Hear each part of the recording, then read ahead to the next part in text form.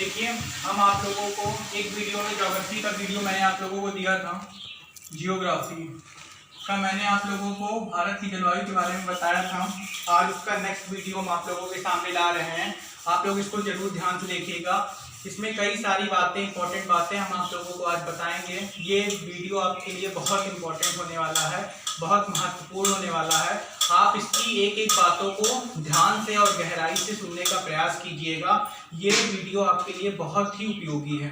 Geography आप लोगों को दिक्कत करती है कि ज्योग्राफी जो सब्जेक्ट होता है इसमें आप लोगों को ये लगता है कि ज्योग्राफी में आप लोगों को इसमें आप लोग ज्योग्राफी में सब लोग कहते हैं सर मुझे मैपिंग नहीं आती है, मैप में मुझे दिक्कत होती है। तो मैपिंग, देखिए मैपिंग एक दिन में नहीं आएगी। मैपिंग आप लोग, हम चाहे जितना आप लोगों को मैपिंग करा दें या आप लोगों को प्रोजेक्टर से यहाँ पे हम दिखा दें मैपिंग, तो भी आप लोगों को मैपिंग नहीं आएगी। मैपिंग आप लोगों को डेली आप खुद उस पर आप खुद वर्क करेंगे तो आप लोगों को मैपिंग आएगी। मैपिंग आपके ऊपर डिपेंड करती है, मैपिंग आप लोगों को आनी है। मैपिंग में अगर कोई आप लोगों को कंट्री का नाम आए तो कंट्री का नाम, कोई भी कंट्री का नाम आए तो सबसे पहले प्रश्न उठता है वो कंट्री किस कॉन्टिनेंट में है। कंट्री आप लोगों को पता होनी चाहिए। जब आप लोग एक एक कॉन्टिनेंट के बारे में, एक एक कंट्री के अंदर की बात को जानेंगे या एक एक कंट्री के सब उसके सारे पार्ट को, वहाँ के जो इंपॉर्टेंट प्लेस हैं उन सभी चीज़ों को आप लोग जानोगे तो आप बता पाओगे कंट्री किस कॉन्टिनेंट का है। दूसरा क्वेश्चन यहाँ से बनता है कंट्री, पहला कॉन्टिनेंट से लेकर के दूसरा कॉन्टिनेंट की उस जो कंट्री है उसकी कैपिटल क्या है। तीसरा क्वेश्चन उसकी करेंसी क्या है। और चौथा क्वेश्चन उस कंट्री के चारों तरफ, मतलब उसके बाउंड्री पर कौन कौन से देश उसकी सीमा को साझा करते हैं। ये 4-5 क्वेश्चन आप लोगों के लिए इंपॉर्टेंट है। अगर आप लोग को मैप खुद विजुअलाइज करना पड़ेगा, मैप को आप लोगों को खुद ध्यान देना है। जब आप लोग मैप को कई बार देखोगे, हर चीज को कई बार जब आप लोग देखते हो तो आपका दिमाग उस टाइम और तेजी से काम करता है। आप लोग जो चीज देख लेते हो उसको आप आसानी से नहीं भूलते हो, लेकिन जो चीज आप लोग लर्न करते हो उसको आप आसानी से भूल जाते हो, क्योंकि देखी हुई चीज आपने खुद महसूस की होती है और लर्न की हुई चीज आपने महसूस नहीं की होती है। उसको सिर्फ आप लोग कहाँ, बस आप लोग केवल याद करने के लिए बिठाते हो। एक बार याद कर लिए, काम हो गया, तो उसको हम भूल जाएंगे। लेकिन जो देख लेते हो उसको आप दिलो दिमाग में बिठा लेते हो, वो कभी नहीं भूलता है। तो इस कारण से मैप को आप लोगों को देखना है, आप लोगों को इस पे डेली का डेली खुद वर्क करना है, तो आप लोगों का मैप अच्छे से आएगा, तभी आप लोग मैप पे कमांड कर पाओगे। अभी इसी को लेकर के हम एक ज्योग्राफी का सबसे अच्छा टॉपिक लेके आए हैं, जिससे आप लोगों का ज्योग्राफी का लगभग उस टॉपिक को आप लोगों ने समझ लिया तो आप लोगों की ज्योग्राफी सबसे आसान लगने लगेगी। और ज्योग्राफी में सबसे इंपॉर्टेंट टॉपिक वही है भी, उसी से आप लोग हर चीज को कोरिलेट कर सकते हो। तो आइए हम लोग उस टॉपिक की ओर आगे बढ़ते हैं, अपनी बात को आगे बढ़ाते हैं। क्या है वो मेरा टॉपिक, तो आप लोग देखिएगा। आप लोगों ने ग्लोब को देखा होगा, ये आप लोगों का ग्लोब है। ग्लोब में अब यहाँ से जो बातें हम बताने जा रहे हैं उसको आप लोग एक एक बात को पॉइंट आउट कीजिएगा और समझने का प्रयास कीजिएगा। ये आप लोग देखते हैं, ये आप लोगों का 0 डिग्री अक्षांश है। ये आप लोग थोड़ा सा आगे बढ़ेंगे तो ये आप लोगों का 10 डिग्री है। ये आप लोगों का 10 डिग्री है। इतनी बातें आप लोग जानते हैं। इसके आगे बढ़ेंगे तो ये आप लोगों का 23.5 डिग्री अर्थात कर्क रेखा है, जिसे हम लोग बोलते हैं नॉर्थ। और ये नीचे आप लोग बढ़ेंगे तो यहाँ पे आप लोगों को भी मिलेगी 23.5 डिग्री मकर रेखा। ये आपकी कर्क रेखा है, ये आपकी मकर रेखा है। इसके ऊपर बढ़ेंगे तो हमको मिलेगा 30। हम अपने समझने के लिए ऐसा कर रहे हैं, अभी हम आप लोगों को बताएंगे 45। ये थोड़ा सा इसको हम ऐसे कर लेते हैं, थोड़ा सा ये आप लोग अब देखिएगा, ये 30 हो गया, 45 हो गया, 66.5 डिग्री हो गया नॉर्थ। और ये आप लोगों का 90 डिग्री। इतनी बातें आप लोग ध्यान से देखिएगा। अब हम आप लोगों को एक एक, ये सारी कौन सी रेखाएं हैं, तो इसे हम लोग बोलते हैं अक्षांश रेखाएं। ये क्या नाम है इसका, हम लोग अक्षांश रेखाएं। अक्षांश रेखाएं अर्थात लैटिट्यूड लाइन। लैटिट्यूड लाइन होती क्या है, तो लैटिट्यूड लाइन आपके ग्लोब पर खींची गई एक काल्पनिक रेखाएं होती है, जो क्या दिखाती है, तो यहाँ से आप लोग जलवायु और यहाँ की मृदा, यहाँ के मौसम की दशाएं, इन सभी चीजों को देखने के लिए काल्पनिक रेखाएं ड्रा की गई है, तो इससे आप लोग आकलन कर सकते हो कि यहाँ का टेम्परेचर ज्यादा है, यहाँ पे गर्मी ज्यादा होगी। तो ये सब एक काल्पनिक रेखाएं ग्लोब पर खींची गई है सिर्फ अध्ययन की दृष्टि से। और सबसे ज्यादा अगर पूछा जाए अक्षांश रेखाओं की लंबाई सर्वाधिक कहाँ पर होती है, तो वो सबसे ज्यादा कहाँ पे होती है, विषुवत रेखा पर, और सबसे कम कहाँ पे होती है, ध्रुवों पर। अक्षांश रेखाओं की संख्या कितनी होती है, तो आप लोग देखते होंगे ये आपका 0 से लेकर के 90, मतलब टोटल ये 90 आपका नीचे 90 180, और एक हम 0 को काउंट करते हैं तो कितना होता है 181। लेकिन ये 90 डिग्री एक पॉइंट के ही रूप में भी सीमित है, इसलिए इसको हम अक्षांश रेखाओं के रूप में नहीं काउंट करते हैं। तो इसको हम 2 माइनस कर देते हैं तो हमारी टोटल अक्षांश रेखाएं 179 आती है। पूछा जाता है अक्षांश रेखाओं की संख्या कितनी है, तो 179 अक्षांश रेखाएं, अर्थात इसको इंग्लिश में बोलते हैं लैटिट्यूड लाइन। अक्षांश रेखाओं के बाद हम आगे आपके पहले आप लोग इसको जानने से पहले कुछ चीजों को आप लोग और समझ लीजिए। एक आप लोग सुने होंगे फेरल का नियम। फेरल का नियम क्या होता है, तो फेरल का नियम हवाएं उत्तरी गोलार्ध में, अर्थात देखिए पहले से ये आपका इधर नॉर्थ हेमिस्फीयर है, इधर आपका साउथ हेमिस्फीयर है। इसको हम लोग बोलते हैं उत्तरी गोलार्ध और इसको बोलते हैं दक्षिणी गोलार्ध। उत्तरी गोलार्ध में आप लोगों को देखते होंगे तो वहां पर स्थल खंडों और जलीय भाग की अधिकता पाई जाती है, अर्थात दोनों चीज वहां पर बराबर मात्रा में पाए जाते हैं, अर्थात स्थल भाग की अधिकता है और जलीय भाग की कमी है। लेकिन दक्षिणी भाग में आएंगे तो वहां पर स्थल खंडों की कमी है, बल्कि जलीय भाग ज्यादा पाए जाते हैं। तो अब हम एक एक टॉपिक को लेकर के आप लोगों को आगे बढ़ते हैं। ये उत्तरी गोलार्ध है, दक्षिणी गोलार्ध। उत्तरी गोलार्ध के सापेक्ष बता रहे हैं, इसी तरीके से आपका दक्षिणी गोलार्ध भी उसी अकॉर्डिंग होगा। तो उत्तरी गोलार्ध में हम शुरुआत करते हैं।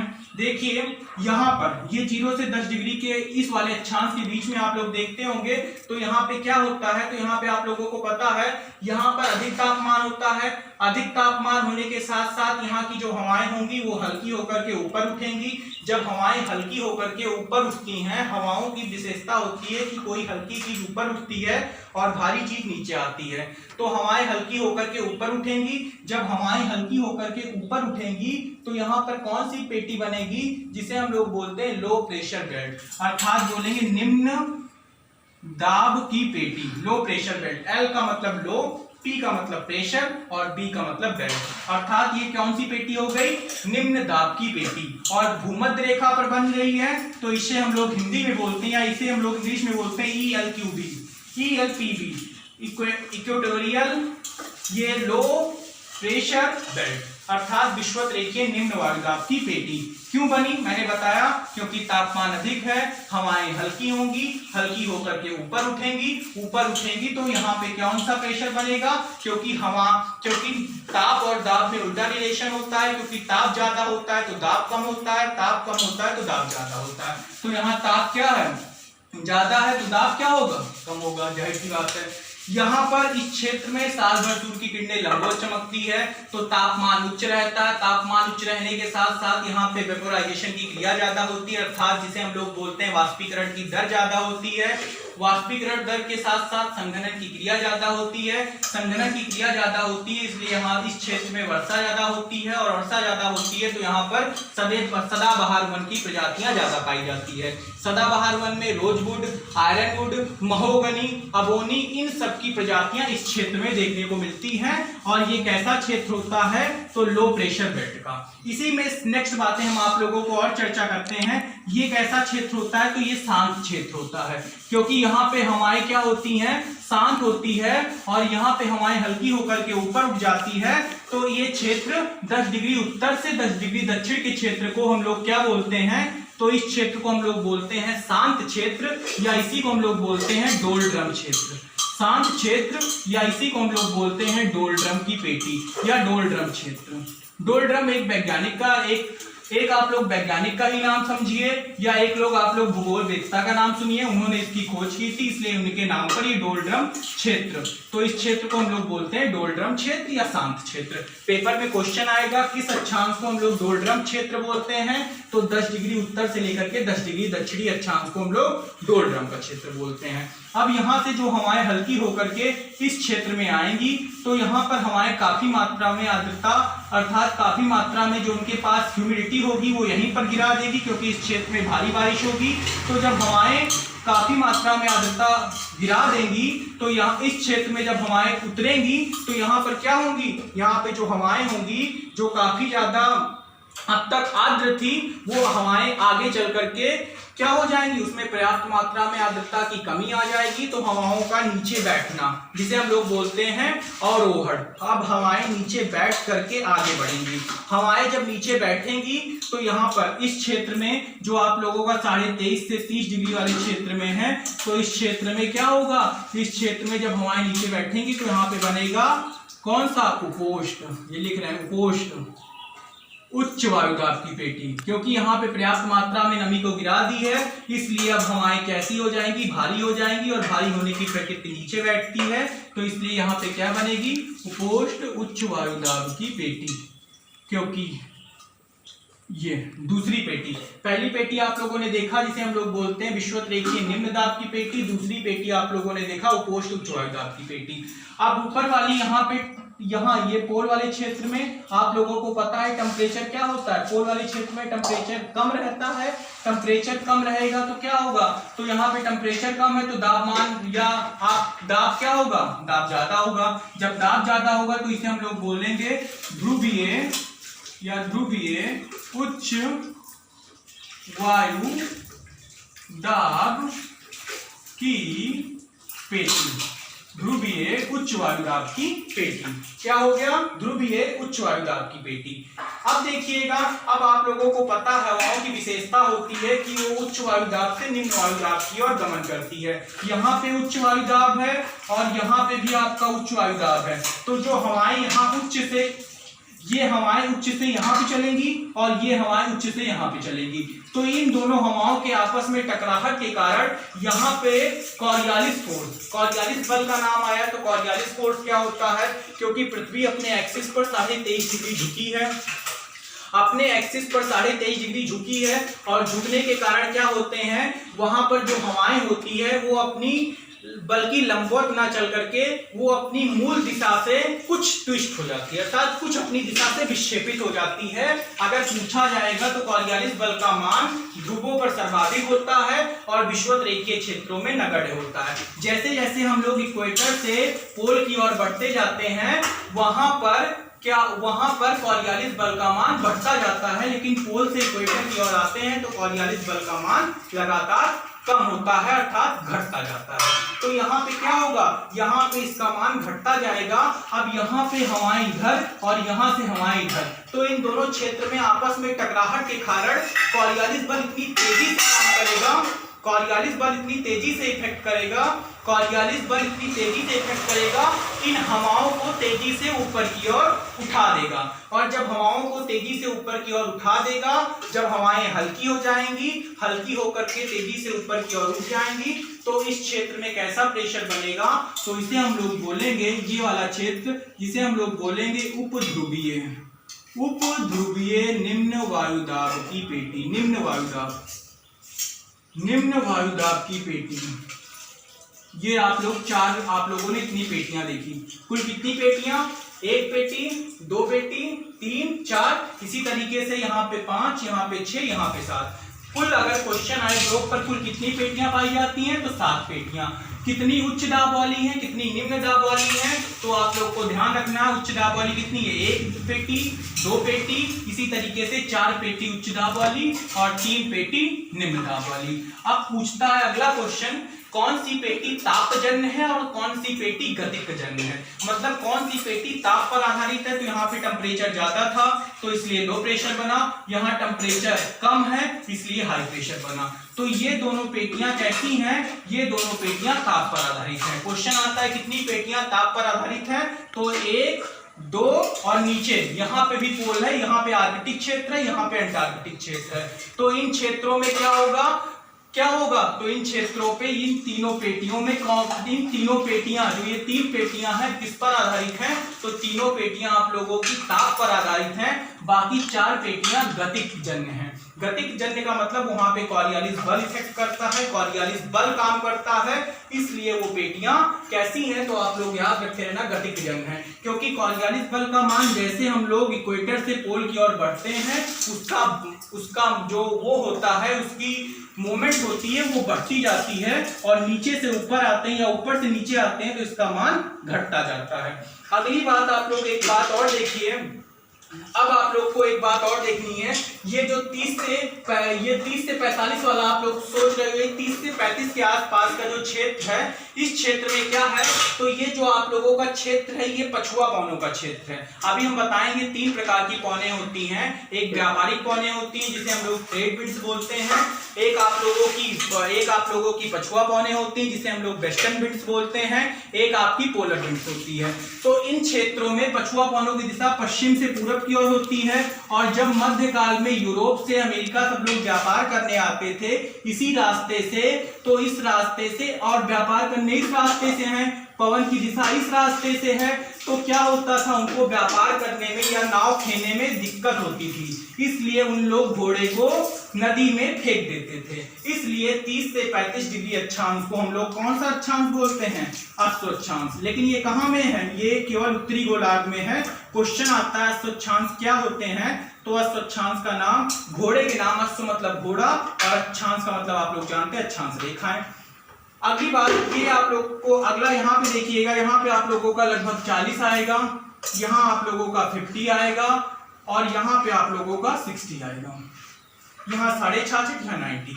ये 40 डिग्री 50 60 40 डिग्री वाले अक्षांश को, क्योंकि यहाँ पर आप लोगों को पता है उत्तरी गोलार्ध में उच्चावच की अधिकता है, तब वहां पे क्या पर्वत हैं, पठार हैं, नदियां हैं, झरने हैं, इन सब की अधिकता के कारण यहाँ पे क्या होता है, तो यहाँ पर जो हवाएं हैं अबाध रूप से संचरण नहीं कर पाती हैं, एक ही जगह पर या एक ही स्थान पर अलग अलग टेम्परेचर देखने को मिलते हैं। लेकिन यहाँ पे हवाएं अपनी अबाध रूप से संचरण करती हैं, अर्थात अबाध रूप से गति करती हैं, इसलिए 40 को हम लोग गरस्ता चालीसा स्थानीय लोगों के द्वारा नाम दिया गया है।